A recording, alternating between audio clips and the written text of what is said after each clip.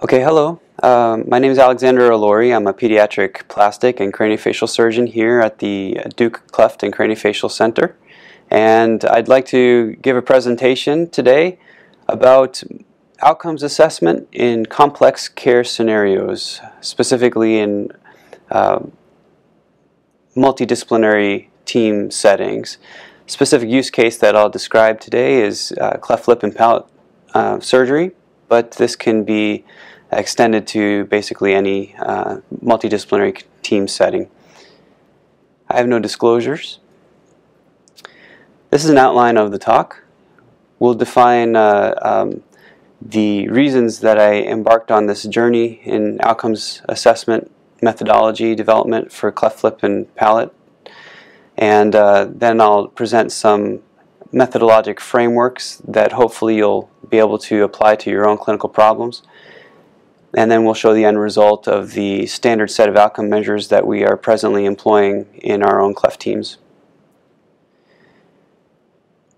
My own journey in outcomes assessment in cleft care began with this question: what's the best way to look at clinical outcomes in cleft lip and palate care? The short answer, if you fast forward through this entire presentation, is that it's complicated, and we'll go through some of these details.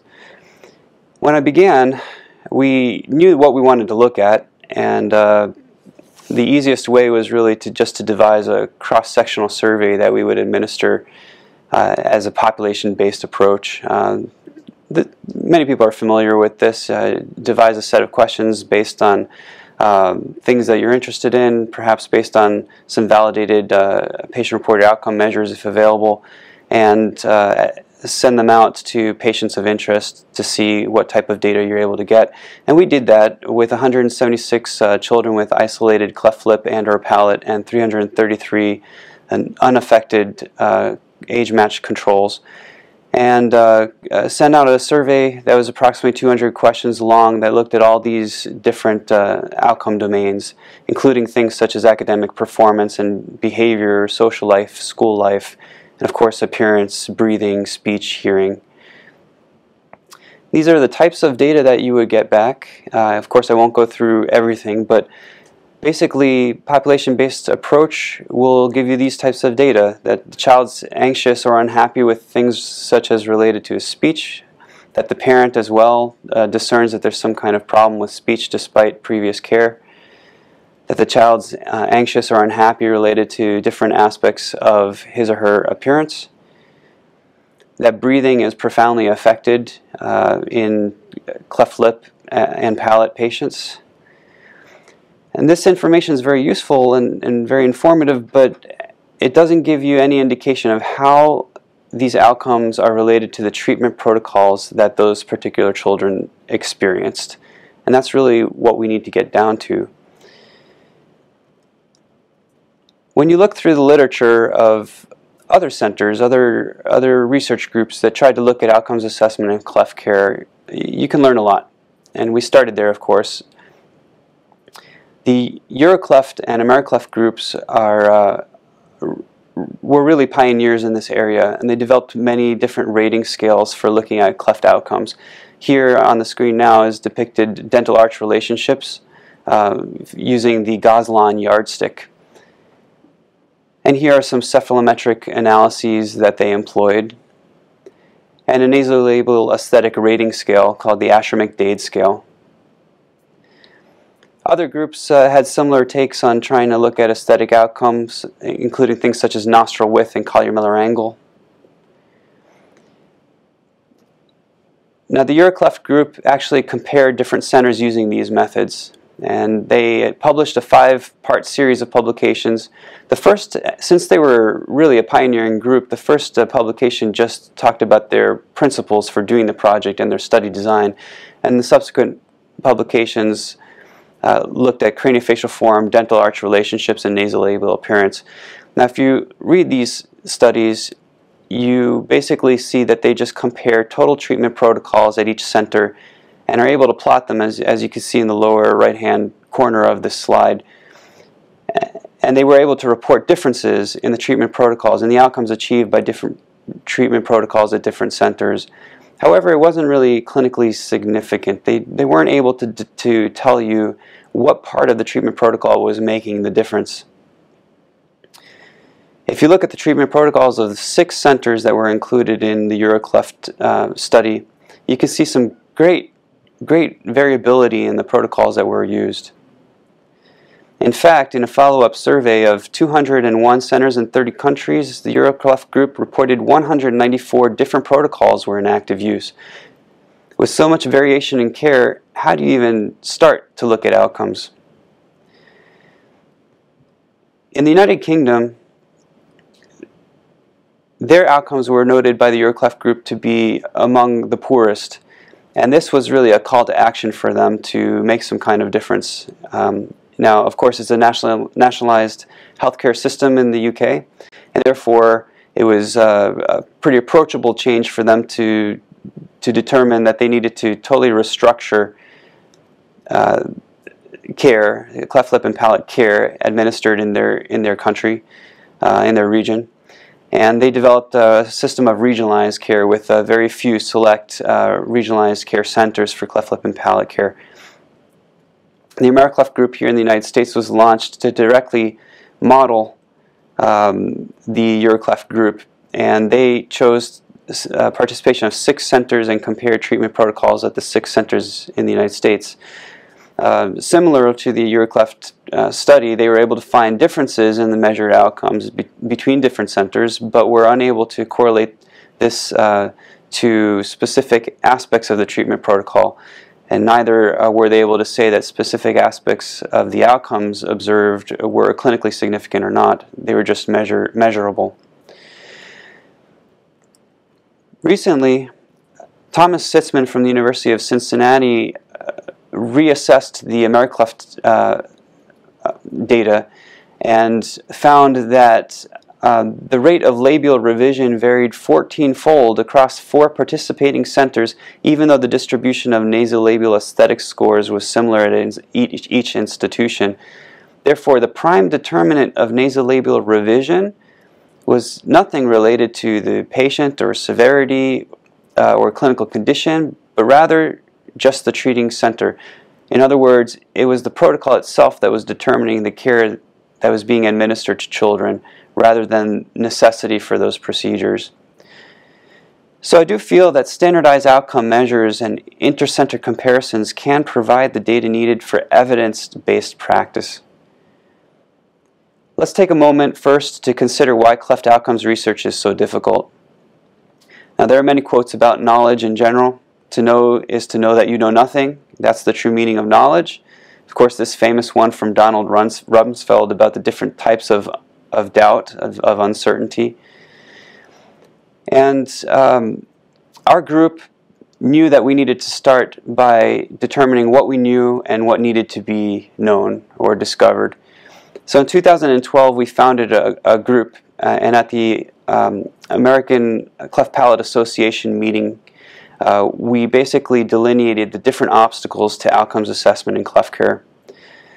So first, cleft lip and palate is phenotypically diverse, and we all know that as clinicians. If we treat these patients, we see that even though there are some similarities between patients, each patient is quite distinct. In fact, if you use the Lachal method of notation for describing the cleft, over 12,000 morphologic combinations can be described. And if you use different code sets, first of all, there are many different code sets, and within a code set, there are many different codes from which to choose. So phenotypic diversity is a major obstacle. Second obstacle is that the child's a moving target. The child obviously is born with this congenital condition and receives care at different points in his or her life, from childhood to young adulthood.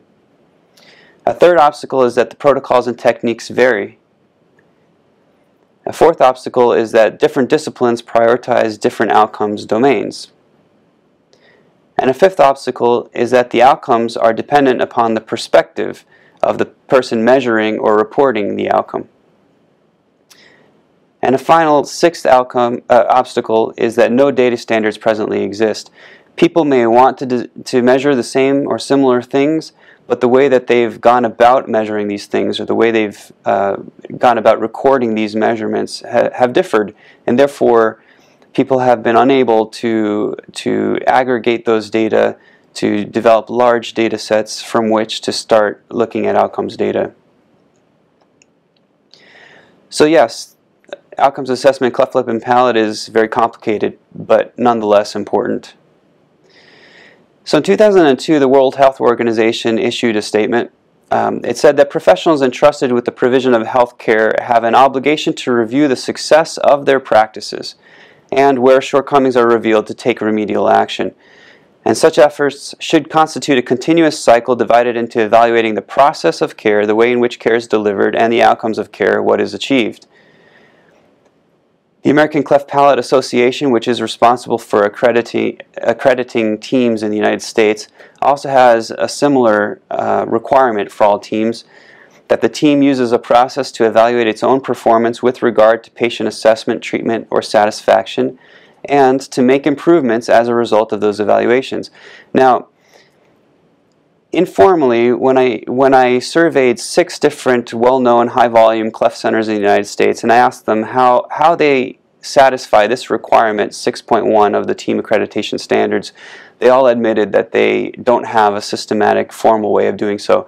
Each time it comes time to re-accredit their team, they basically fire up a Word document and type out some questions that they feel they should look at, and then do a good effort at a retrospective chart review within the course of a week or two to come up with some numbers that basically delineate certain statistics that are easily measurable in their own charts, such as oral nasofistula rate, etc. But there really is no systematic, formal, rigorous method of continuous quality improvement. Now, the American Cleft Palate Association knew that this was a problem. Approximately 8 years ago, they founded a database committee which basically felt that a documented set of agreed data fields would be advantageous for every team's own clinical quality improvement research and/or audit efforts. And very quickly they realized that just coming up with a database was pretty hard, because they didn't know really what needed to be in the database, nor how these things should be measured or standardized. So they repurposed themselves and renamed themselves the ACPA Data Standards Committee, and set about the task of determining data standards for inclusion in a uniform registry that could be used by all teams. Unfortunately, that didn't go very far, and was one of the reasons that I was inspired to pursue this line of research and of quality improvement work. I was also influenced by multiple publications in the last 10 years. I do have a background in public health and health policy, and therefore have tried to stay up to date on some relevant reading, including the ones you see here on the screen, and especially Michael Porter and Elizabeth Teisberg's work, Redefining Healthcare. And in that work, they look at something that in days past might have just been called cost-effectiveness analysis, but has sort of taken on a much deeper, richer interpretation now as value-based healthcare reform. And value is defined as health-related outcomes that are achieved divided by the cost of delivering those outcomes. So of course the goal of every institution, every clinician, is to increase value, and that can be achieved either by improved effectiveness of an intervention, reduced variation of those treatments, lowering costs, improving efficiency, and reducing waste. So in envisioning our contribution, what I felt was that each team needed tools in a toolbox. So our mission was to empower cleft care teams with the tools needed to measure how they're doing and to discover ways from going from good to great. In other words, each team needed the tools for continuous quality improvement. Our vision was a future in which the comprehensive appraisal of cleft care is not only possible, but standard practice, every team measuring the same things at the same time in the same way. When we started, we tried to see what could we do for measurement of cleft outcomes that was pragmatic, that was immediately implementable, things that most teams were already doing and that could just be modified to suit these goals. So we did something like this. We basically looked at care that was provided at our team. So here we have what I call a timetable or an ideal protocol for a patient with unilateral cleft lip, alveolus, and palate treated at our own institution. On the left-hand side, you see operative events in the sequence that we would provide them, and on the right-hand side, you see the required non-operative interventions. And basically, we went through each chart retrospectively, and we determined where on that map the actual care for a child corresponded, and where things were a little bit different. And with that type of process process measurement method, you can derive these types of things. You can look at adverse event rate. So for example, with our nasoalveolar molding patients, we see a minor event rate of 18.6% and a major event rate of 0%. For our lip repair, minor event rate of 7.7% and a major event rate of 0.7%. And for our palate repair, we see a minor event rate of 8.6% and a major event rate of 1.3%. Now, of course, these are big categories: minor event, moderate event, and major adverse events. And we with the working group, defined what should be included in each of those categories. We could also, with this process metric approach, look at number of anesthetic events. So not just number of operative procedures or the things that you were adjusting, trying to repair in cleft care, but rather how efficient you were in doing the most that you could in the most limited number of anesthetic procedures, anesthetic events for that child. So we came up with the idea of something called PAR. So at a certain institution, based on your protocol, a child with a certain phenotype would be expected to undergo a certain number of anesthetic events. That's called PAR. And if a child had, in fact, those number of anesthetic events, then that child was at par. If the same result was achieved in fewer anesthetic events, that's under par. And if the child required more anesthetic events for various reasons, that would be above par. And here we see, for the different cleft phenotypes, cleft lip and alveolus, cleft lip, alveolus, and palate, and cleft palate, we see the distribution in our study sample of which children were below par in green, at par in yellow, or above par in red. From this, you can calculate the deviation from ideal protocol, and it includes things due to medical factors, the typical complications or adverse events that required a change from protocol, non-compliance on the part of the patient or family, including no-shows to appointments that delayed or complicated care, and other deviations from ideal due to poor coordination among providers. For example, a child who required an extra anesthetic event for placement of myringotomy and tympanostomy tubes 2 weeks after a palate repair was done, where those two procedures probably should have been and could have been coordinated under the same anesthetic. Now, process measures are great. They're informative in a lot of ways. They do help inform the team about how they're doing and help identify ways that the team can improve. But they can really only go so far. What we really needed to do was to develop a framework and process for prospective data collection. So we knew that what we really needed to do was start at the end. We needed to fully identify what we were trying to accomplish with prospective data collection, and then work backwards to a good starting point so that we could develop things in a systematic fashion. So another way of looking at this is to start at the 50,000-foot view. What's the purpose of this? What will success look like? What's our vision? That's all strategic planning.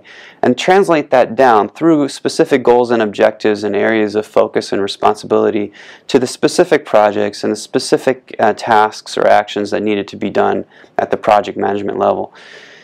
The end result will be something like this. Pediatricians have this. When a child's brought to a pediatrician's office at a certain age, the pediatrician looks at an immunization chart and knows immediately that the child should have received these immunizations by this age, and if they haven't done that, then there's an algorithm for catch-up care. So it made total sense to us that a child with cleft lip and palate should essentially have mapped out for them which evaluations, which treatments or management and which data standards, outcome measurements, should be done at different phases of treatment or at different ages. And what we're hoping to accomplish is something like this: a core foundation in the center of uniform, common language, so classification, definitions, and notation, around which in green you see a standard set of outcome measures that basically all cleft teams would agree to use. These would be, if you will,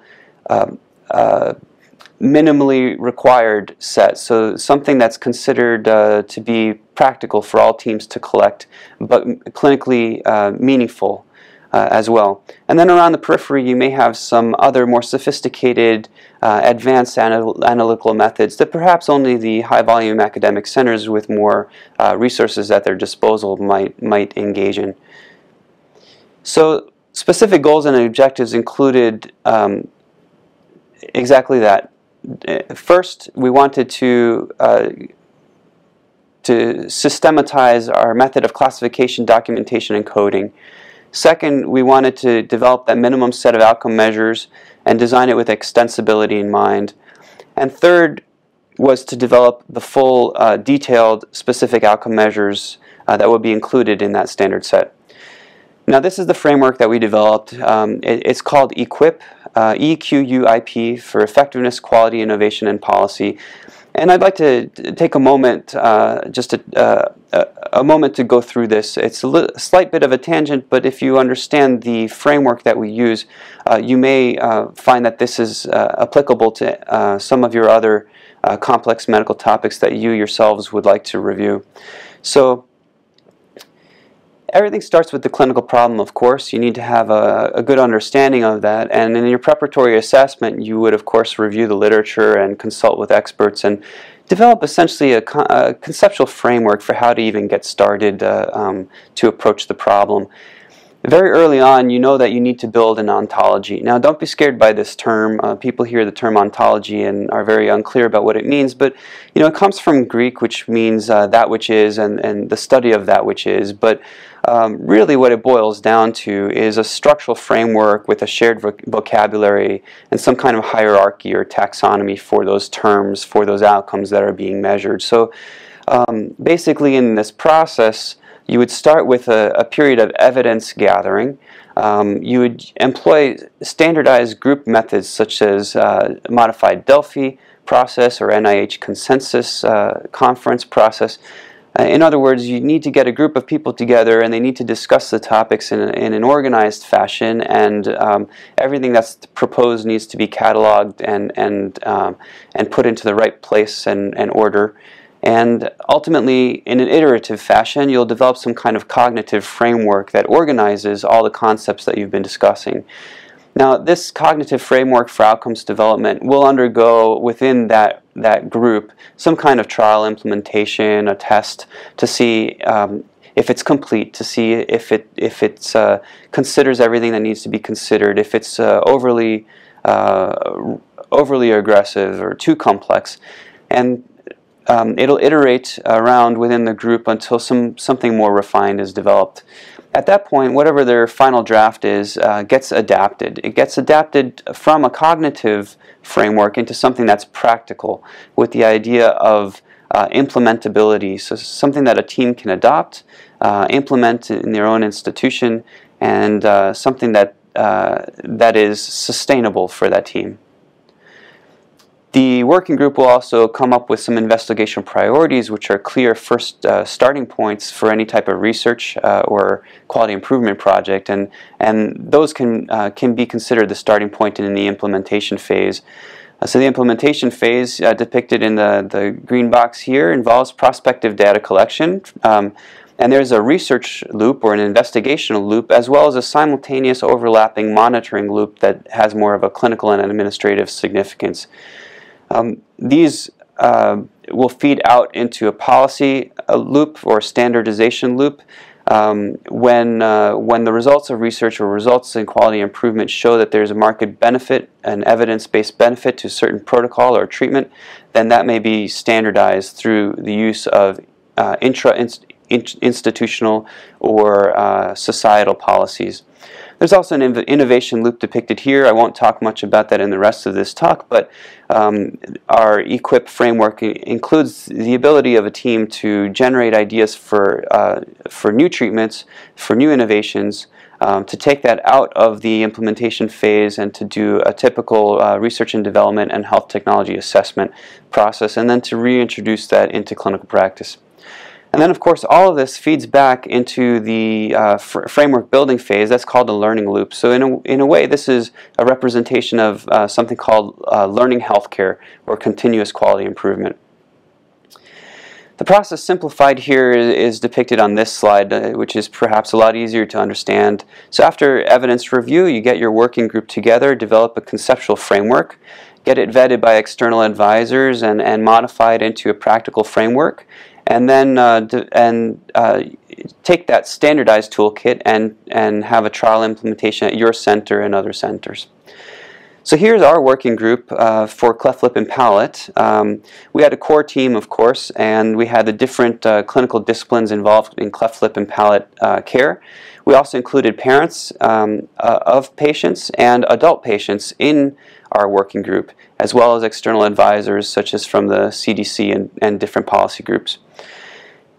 And we really relied on the rich collaborations with different groups and different experts in different fields, especially the people who have from AmeriClef, EuroClef, and CSAG, and the ICHOM is the International Consortium for Health Outcome Measurement, which really deserves equal credit for some of the work that you will be shown in later slides. So the ICHOM group really helped to coordinate and manage the process of the working group using modified Delphi process. And our working group was convened from clinicians and academicians from different countries. Now, we had a working group of approximately 25 in size. It is on the large size. Usually, a Delphi process will have a sweet spot of about 10 to 15 people, but through different breakout sessions and subgroups, basically, we were able to have a large group of about 25 people, which worked pretty efficiently and effectively for us. The working group teleconferences were organized according to an agenda for things that were to be accomplished at each large teleconference. These teleconferences included all 25 members. Our first call considered the time frame for when outcomes should be measured. In our second and third, we looked at the outcomes that would be measured in the long term. And in our fourth teleconference, we looked at adverse events and other variables that needed to be collected. In our fifth conference, we looked at combination phenotypes, syndromes, non-isolated cases, and the so-called latecomer. What do you do with a child who doesn't present to your team in infancy, but rather transfers to your team at a later age, perhaps transferring from another team, or perhaps being adopted unrepaired at, say, the age of 2 or 3. And then in our final teleconference for our working group, we considered practical implementation-related issues. Our goal was to develop a cognitive framework first, which included different perspectives, different contexts, use cases, and competency requirements. Let me start by detailing our method of classification. Now, I'll remind you about the phenotypic diversity that needed to be addressed. And, of course, if you look into literature, there are many efforts at classification. Why are there so many? This just shows you that each method of classification, while important and while useful in its own way, was somehow incomplete or unmanageable for others, such that revisions had to be proposed.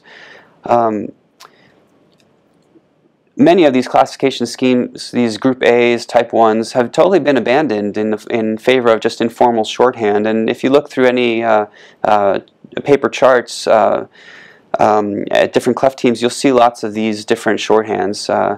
Now, if you look at these notations, they're all supposed to represent the same thing, but they're all completely different. So while for a specific clinician or a specific team even, it may be recognizable, when you try to combine these records for the purpose of inter-center collaborations, it just becomes very burdensome, very difficult. You have to do the mental gymnastics to equate this into some kind of common grouping, common nomenclature. And of course, we all know the biblical story of the Tower of Babel, and that just emphasizes the importance of having one common vocabulary and what will go wrong if you don't. And Voltaire famously said that if you wish to converse with me, the first step is to define your terms. So in doing that, we took great influence from Victor Vaux, a cleft surgeon in the early 1900s, who basically came up with a morphologic grading scale for the cleft palate, but preferred to have a descriptive method for cleft lip. And when surgeons dictate their operative note, this is typically what is done. You say that a child had a right unilateral complete cleft lip and alveolus with a Vaux-3 cleft of the palate. And here you see that the parts in green are define the anatomical involvement, lip, alveolus, and palate. Then you have some kind of modifier that describes the severity and the laterality of the lip, and some kind of modifier that tells you the type of cleft palate. So if this longhand description is what we do in our operative notes, it would make sense to follow that to develop some kind of shorthand that everybody could use. It's very tedious to say this entire phrase every time, or to type it in the computer, or to write it longhand. But you can very easily translate this into a shorthand. So right unilateral complete cleft lip alveolus and Vaux-3 palate becomes right UC CLAP V3. So the capital letters just tell you the part of the anatomy that's clefted. The prefix tells you the laterality and the severity. And the suffix tells you the morphology of the palate. When we trialed this, after a 2-minute explanation of this new system, we gave a list of 50 things, 50 different shorthand notations to reviewers, and found that all 50 were understandable by members of the cleft team, not just by surgeons, not just by orthodontists, but also by the speech pathologists, audiologists, and otologists, and social workers. So to us, this was a clinically meaningful and very useful method of standardizing classification and shorthand. So instead of using these informal shorthands, we would propose that people adopt the standard formal shorthand going forward.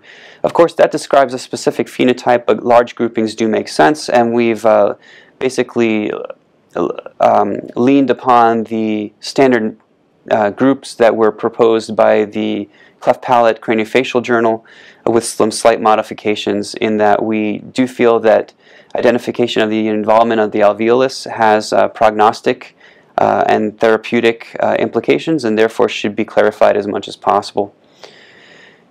And these standardized groupings, you may call them supersets really, are to be used in aggregated analysis. So the supersets include cleft palate only, cleft lip with alveolus, cleft lip with or without alveolus, cleft palate, cleft lip with or without palate, and the all-inclusive group cleft lip and or cleft palate. For those who are interested in the history of classification and related issues, we just recently published a paper on this, which goes quite in depth on that. Now, classification is one thing. Many teams just use codes as their method of classification, and of course that's a controversial issue, but in fact many teams do that. So we felt that since ICD-10 was about to be employed, that it would make sense to have an extension to the ICD-10 system that corresponded in one-to-one fashion with clinically significant classifications, and that too is recently to be published. There's also a crosswalk we developed which take these ICD-10 expanded codes and allow you to go back and forth with different code sets that have been used in the past, and hopefully this will allow different data sets to be combined one day. Now, documentation is important, and in the early 1900s you can see that this is an example from Davis and Ritchie's charts in their clinic, and not much has changed. If you look at modern documentation, if anybody uses a paper chart, they have something similar to this. Now, pictographic notation used to be employed widely when people had paper charts, but they're all very confusing. Except for the surgeons who use them, many people are confused by these systems. So even though they are very descriptive, they have limited use, especially when you go from one team to another.